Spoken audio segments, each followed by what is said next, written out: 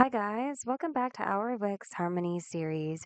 Previously, we've learned how to add vector arts, icons, etc. to our page. So now we're going to learn how you can customize those elements for them to match your site's branding.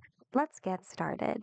Click on the element you want to work on, and once your element's selected, relevant tools will appear on the action bar above.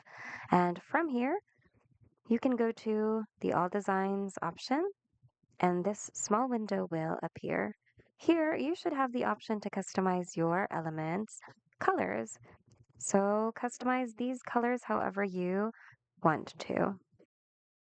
And you can even apply a shadow effect to it if you enable the drop shadow option. If you enable that, you'll have the option to adjust its blur, its color, and opacity as well.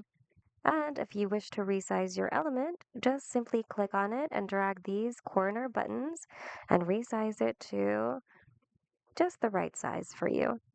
And once you're done, your changes will automatically be saved. And that's it. Super quick and easy. Hope you found today's video of help. If you need more Wix tutorials, check out our channel and consider subscribing as well. Thanks so much for watching, and we'll see you in the next video.